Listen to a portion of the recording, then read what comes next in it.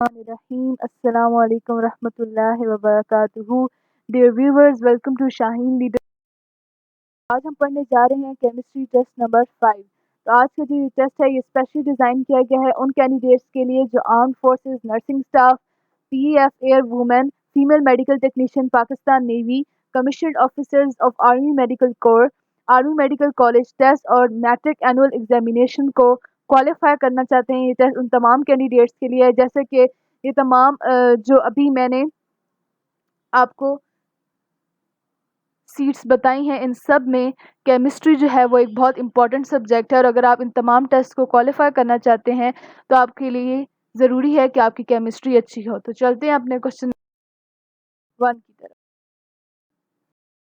One of the following results in the discovery of proton. हमसे पूछा गया है कि जब प्रोटॉन की डिस्कवरी हो रही थी हमारे पास तो उस दौरान हमारे पास क्या बना था। तो प्रोटॉन की डिस्कवरी के दौरान जो चीज़ हमारे पास बनी थी वो थी कैनाल रेज। अब प्रोटॉन की डिस्कवरी कैसे हुई? प्रोटॉन की डिस्कवरी इस तरह हुई कि सबसे पहले जो थे उन्होंने एक डिस्चार्ज ट्यूब ली थी।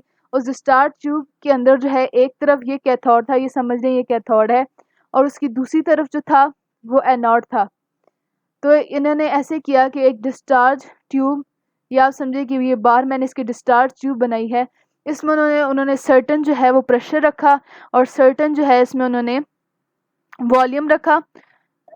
तो इसमें क्या हुआ, जब उन्होंने प्रेशर रखा इस पर और टेम्परेचर भी उन्होंने सर्टन रखा, तो क्या हुआ कि यहाँ से कुछ रेज निकली एनोड से कुछ रेज निकली और कैथोड में जो थे ना वो कुछ होल्स थे।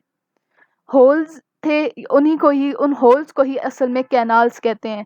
तो यहाँ से जब कुछ रेज निकली ना एनोड से तो वो कैथोड के होल्स से पास होके वो इस जो डिस्चार्ज ट्यूब है इसकी स्क्रीन के साथ जाके लगी, तो उन्होंने एक फ्लोरेसेंस यानी कि एक लाइट प्रोड्यूस की। तो यहाँ से उनको पता चला कि कुछ रेज जो हैं वो एनोड से निकल रही हैं और जो है वो कैथोड से पास होकर फ्लोरेसेंट यानी कि डिस्चार्ज ट्यूब पर जो है वो हल्की सी लाइट प्रोड्यूस कर रही हैं। तो चूंकि वो रेस कैथोड के कैनाल्स यानी कि होल से गुजर रही थी, इस वजह से उन रेस को कैनाल रेस कहा गया।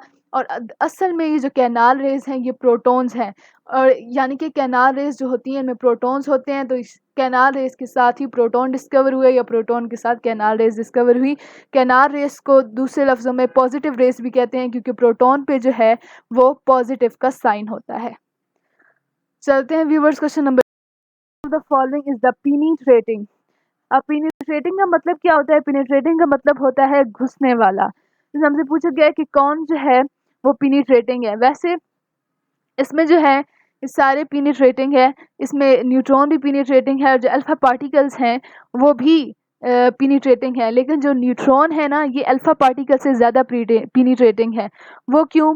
क्योंकि जो अल्फा पार्टिकल्स होते हैं ना इनकी आयनाइजेशन जो होती है, आयनाइजेशन पावर, आयनाइजेशन मतलब कि ये आइंस में कन्वर्ट हो जाते हैं, वो ज़्यादा होती है। तो वो तमाम एलिमेंट्स जिनकी आयनाइजेशन पावर ज़्यादा होती है ना उनकी पेनिट्रेटिंग पावर जो है वो कम होती है। यानी कि आयनाइजेशन पावर और पेनिट्रेटिंग पावर आपस में जो है वो इन्वर्सली प्रोपोर्शन है।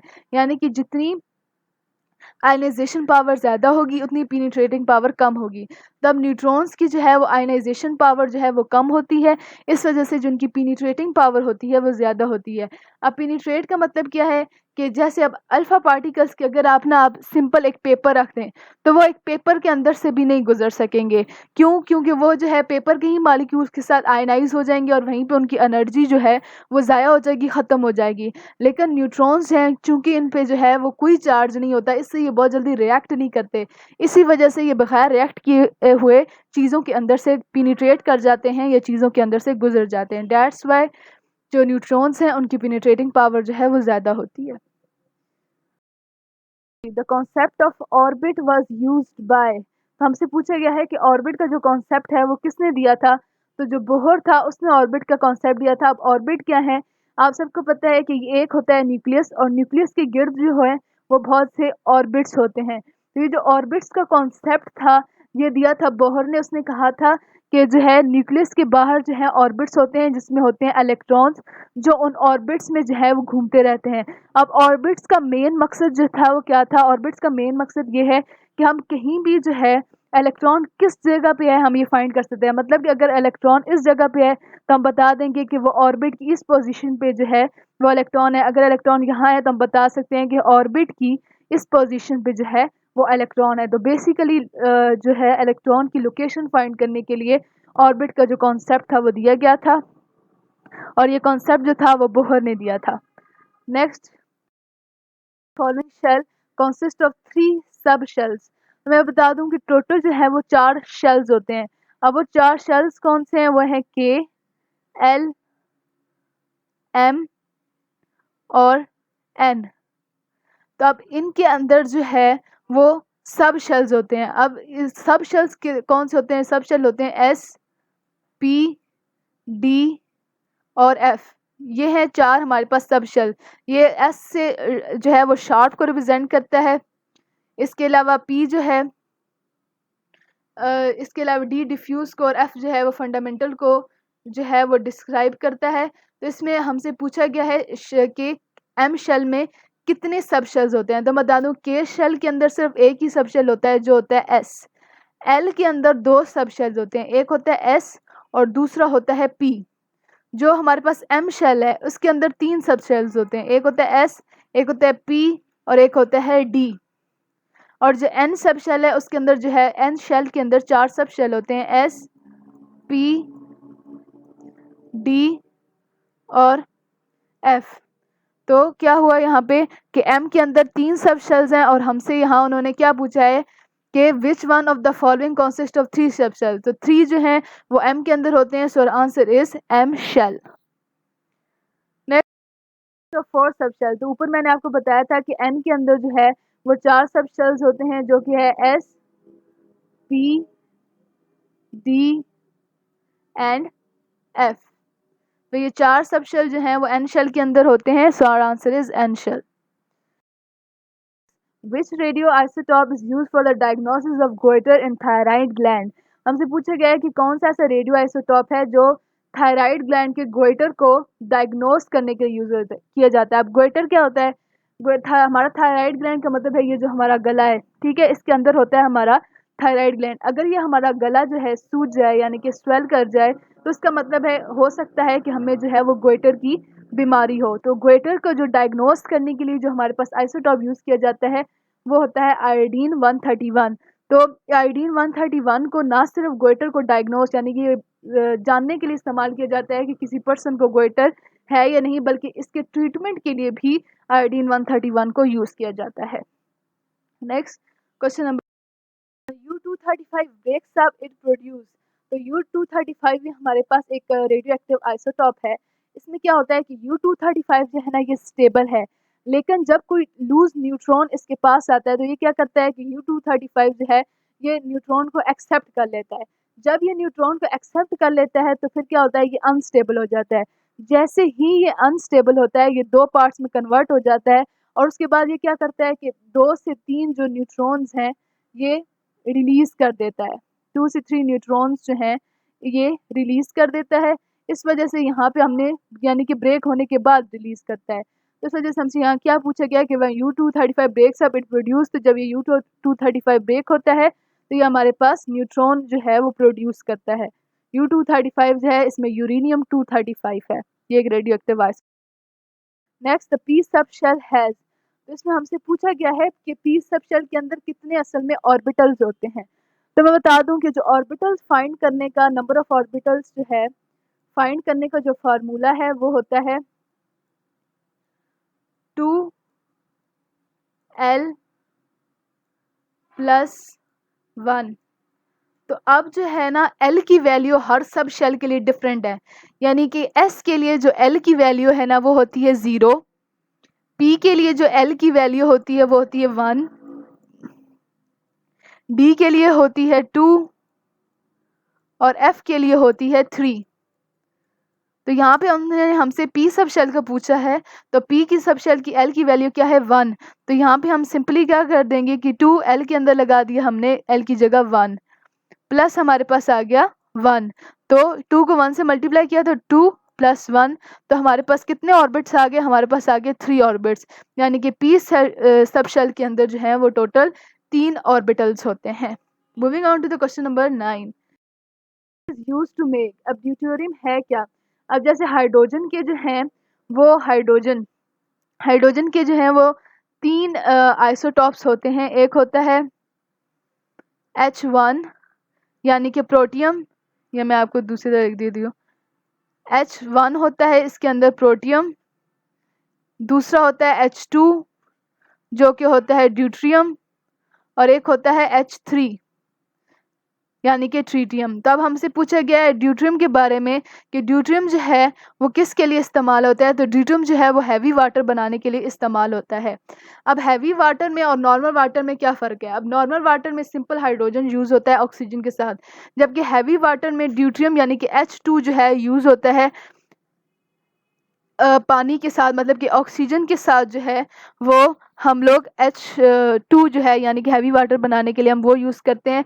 इसमें जो है एक ही प्रोटॉन होता है और एक जो है वो न्यूट्रॉन होता है।